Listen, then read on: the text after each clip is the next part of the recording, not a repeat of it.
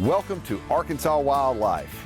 It's springtime in the natural state, and for many folks that means fishing. But at the Arkansas Game and Fish Commission, our fisheries division in a lot of cases works throughout the year to improve fishing all over the state. This week we're going to take a look at one of the state's largest ever habitat restoration projects up on Greers Ferry Lake. Greers Ferry Lake Choctaw Habitat Project was really a result of our new strategic plan in the fisheries division, which called for 2 major fish habitat projects every year, and the idea was to bring fisheries biologists and technicians from all around the state together for kind of a team building effort, but at the same time produce some tangible results for our anglers. A little later in the show, we're going to head up to Greers Ferry Lake and do some fishing and see if we can't snag a bass out of one of those habitat structures. That's it. Yeah.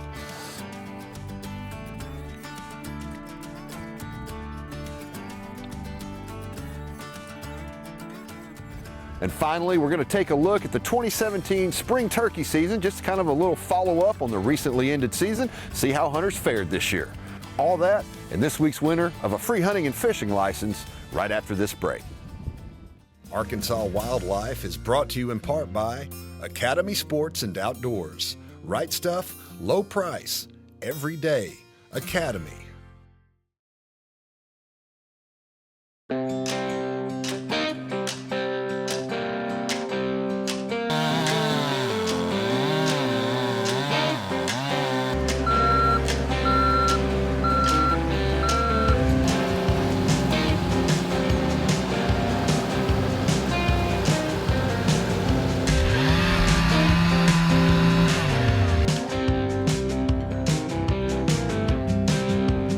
These lumberjacks aren't really lumberjacks, and they aren't just cutting down trees.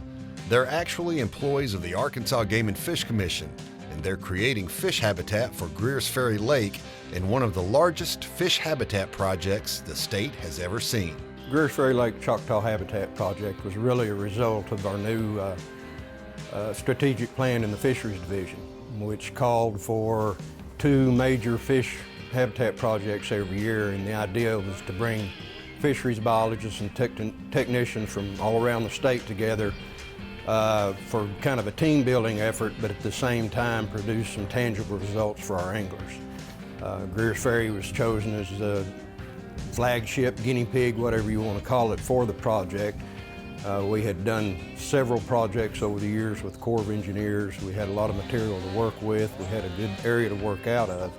And I had planned several projects over the years, so it kind of fell to us to initiate the process. This is the first habitat project of this scale that's ever been done in the state by our fisheries management, by anybody that I know of. The buoys are going to be set a little shallower, so you're going to dump on the deep side of the buoy. We're not wanting to make gigantic windrows, make them kind of a concentrated area. It doesn't have to be all right on top of each other. Well, we had biologists and technicians from every district in the state come, and that's from the 4 corners.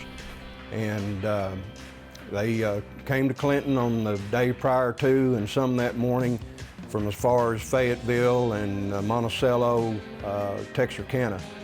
And it's neat working with a group of people like this. We don't get to work together as a group very often, but when they converged, it all came together just like a big team effort. Everybody knew what they were doing. We made assignments. They hit the ground running and didn't stop until it was done. Your traffic control today.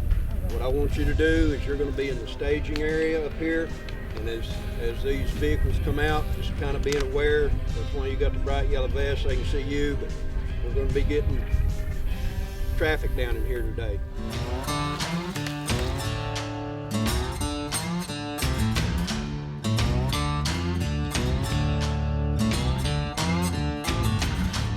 Greers Ferry is not a real productive body of water. It's an old impoundment. It's 60 years old now. It was built initially 100% for flood control, and power generation was added later.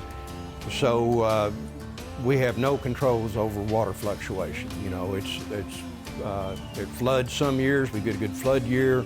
You get a lot of nutrients washed in. You got to get a lot of nutrients leached from the adjacent riparian area soils. and also from the decomposition of woody vegetation when it does flood up. But then on a lot of years, like this year, going into the spring, the lake is 7 feet low. It's pretty much a bathtub basin right now, and it's not going to be very productive this year.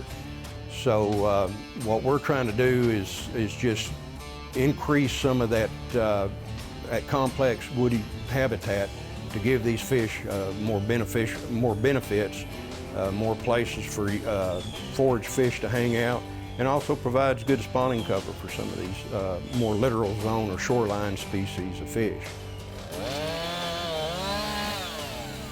We had set a target for 300 large cedar trees, and this was just drawing on some of our past experience with habitat projects on how many large trees we could get out in a certain amount of time, and we were wanting to get all this done in 1 week. Fish habitats, it's a lot for the angler, but it's for the fish too. You've got a lot of reservoirs. All of our reservoirs are aging reservoirs, hadn't been any new reservoirs built in a long time. And over time, you lose a lot of the woody structure, which is very important for the fish due to decomposition under the water. Greers Ferry is a prime example. You've got a lot of stick-ups around the shoreline and stuff, but it's like, does a telephone pole make good habitat? They've lost a lot of the lateral branchings, they've lost a lot of the complexity to the habitat that's there. And so by putting in the brush attractors, be it cedar trees or hardwoods, or even some of the commercially made or other artificial habitats that are available with a lot of lateral branching, that complexity gives the fish a lot more habitat to work to. Kind of the base of it, it starts collecting biofilm or paraphyte in the small algae that is the base of the aquatic food chain. That attracts your small fish, your bait fish, and in turn your bait fish will attract your larger predator fish. Some fish will use it as cover and lay around it. Others will run the periphery of it, feeding on the outside edges and stuff. If they've got good home habitat, it makes for a healthier fish population. Arkansas Wildlife is brought to you in part by Zimmerman Sports Center on South University in Little Rock.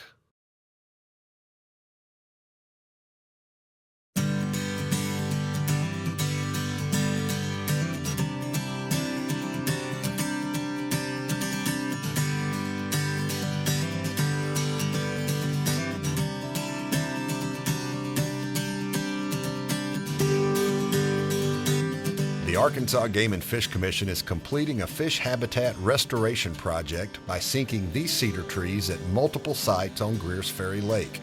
It's a project that takes countless hours of planning and coordination. There was a lot involved, and there was almost as much time putting in the planning and coordination and the preparation that there was in the actual deployment as far as man hours go. I spent about 100 hours in trying to coordinate and plan this with the Corps and the districts. And something like this, it kind of wears on you because you want everything to click. You don't want people standing around looking for something to do. And then you always have in the back of your mind the safety aspect of this. When you get that many people working together with that much equipment, heavy equipment, boats, people in the water, people on boats pushing brush in the water, you know, you always have to keep that in the back of your mind, trying to make it as safe a work environment in an unsafe work environment as you can.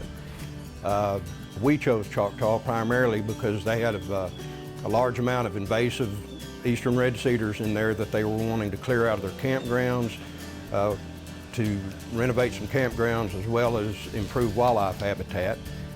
So that provided a lot of material, and then the Choctaw Recreation Area itself provided a good workspace for us down next to the launch ramp, a good work apron where we could stage our trees up, where we could pull our barges in easily and load the trees out. And then the Choctaw arm of Greers Ferry Lake is a very productive arm. It's a good fishery, got a lot of good crappie fishing and bass fishing, and we had already established about a half dozen sites in close proximity to the area anyway.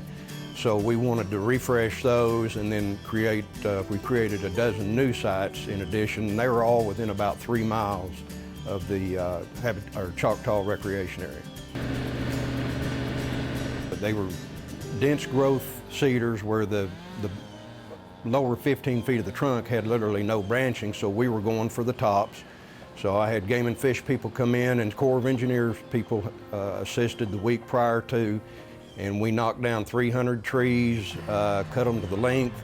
Our trout habitat program people came in that week and loaded them on a dump bed trailer with a game and fish excavator and hauled them down to a parking lot, which was a staging area where we could windrow the trees out, trim the butts up, and then put our block for ballast on there. And we did all this the 2 weeks prior to the actual deployment of the habitat. In that, we probably had 10 or 12 people involved. All told, there were like 37 employees involved in the effort, 27 from Game and Fish and 10 from the Corps of Engineers.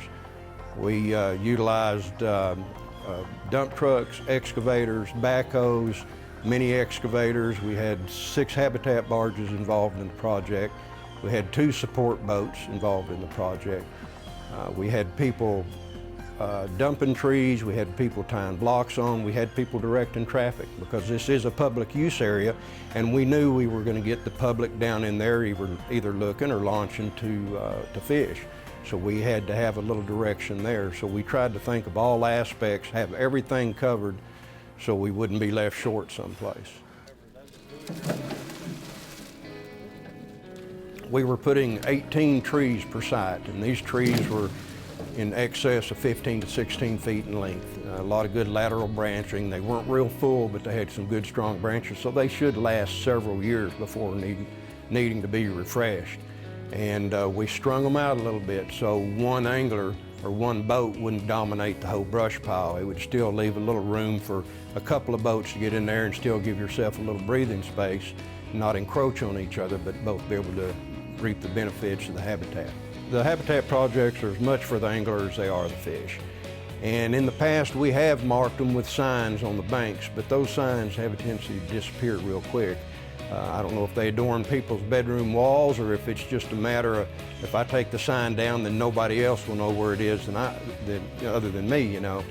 But one thing that we do when we do any habitat project on any of our waters, game and fish lakes, Greers Ferry, publicly held waters, is we mark the GPS coordinates, and then we have these placed on our interactive map on the Game and Fish website.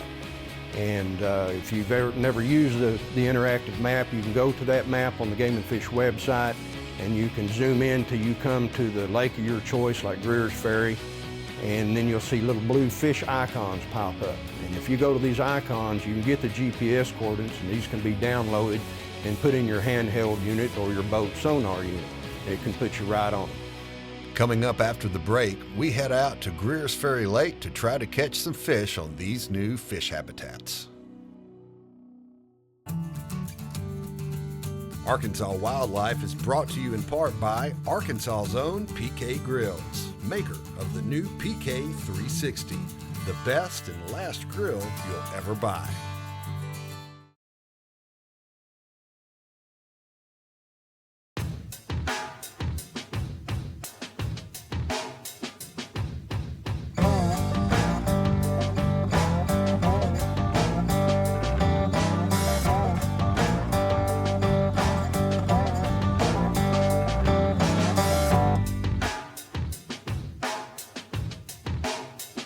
We're out here on Greers Ferry Lake. Our fisheries division did a lot of hard work back last summer, and removed some invasive cedar trees and then sank them in the lake for fish habitat. We're gonna motor around, find some of those offshore structures, those piles of cedar trees, those brush piles, fish around them a little bit. It's springtime, water's about 65 degrees, so we're also gonna be banging the banks a little bit. But you know, that habitat not only provides a good place to fish, but it also provides nursery habitat for young fish, helps the older fish have ambush points where they can feed more efficiently and effectively. So it's really just in general a good thing for the lake all the way around.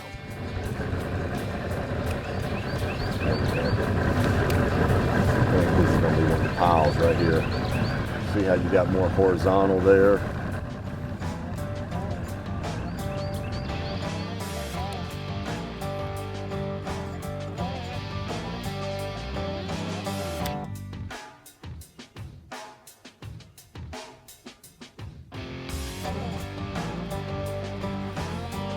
Oh, he's in there.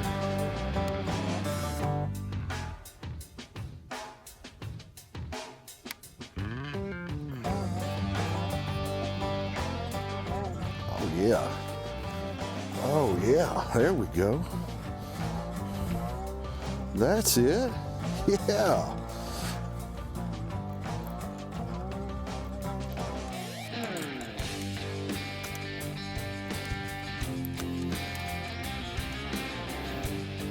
Nice little bass. Greers Ferry style.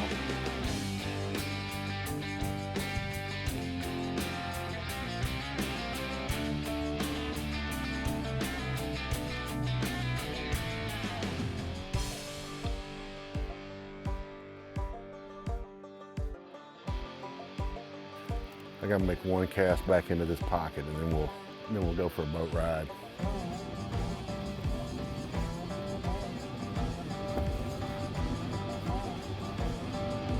Well, I'm pulling it through there, but I don't know if anything wants it. God, he kicked it. Wow. As soon as it hit that brush. Finding these fish habitats is as easy as visiting agfc.com and checking out the interactive map page.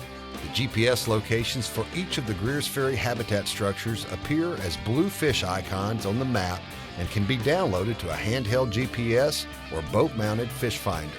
You can also find habitat structures for many other Arkansas lakes at the site.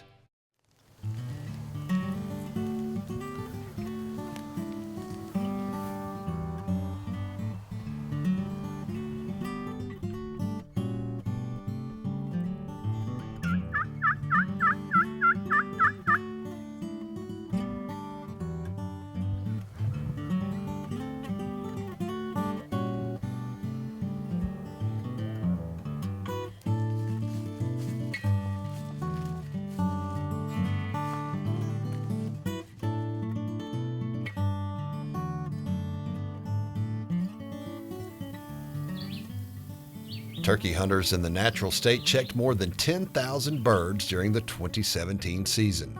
That's in line with harvest totals over the past several years and a possible sign that the state's 7-year-old prohibition on shooting jakes, or juvenile male turkeys, is helping young turkeys reach their second year. Arkansas's turkey harvest reached a record of 19,947 birds in 2003, before going into a steady decline and bottoming out at fewer than 7,000 birds in 2011. To combat the decline, the Game and Fish Commission implemented a more conservative turkey season, setting a shorter season with a later opening date. Another major change was the 2011 adoption of the No Jakes regulation, which prohibited adult hunters from harvesting juvenile male turkeys. The goal was more gobbler carryover from year to year, and last year, Game and Fish began funding a research project that will help scientists determine the effectiveness of the No Jakes rule. This year's turkey season was slightly different than the past several years, with the regular season opening on a Monday after the 2-day statewide youth-only turkey season. Weather conditions typically have a significant effect on turkey harvest, and hunters saw mostly favorable weather conditions throughout much of the 2017 season, with the exception of rainy and cool weather during part of the final weekend of hunting on April 22nd and 23rd. Arkansas Wildlife presents the Watch and Win giveaway. During each episode of Arkansas Wildlife, we'll give away an Arkansas resident hunting and fishing license, a $35.50 value provided by Academy Sports and Outdoors. Visit the Arkansas Wildlife webpage at agfc.com/Arkansas Wildlife TV and click on the Watch and Win icon to enter. This week's winner is Trudy Stringfellow from Monticello. Congratulations and thanks for watching. Arkansas Wildlife TV isn't the only way to learn more about outdoor recreation and conservation in the natural state. The award-winning Arkansas Wildlife magazine can be delivered to your mailbox for just $12 a year. A subscription consists of 6 bi-monthly issues, including the popular Arkansas Wildlife Calendar. Get yours today.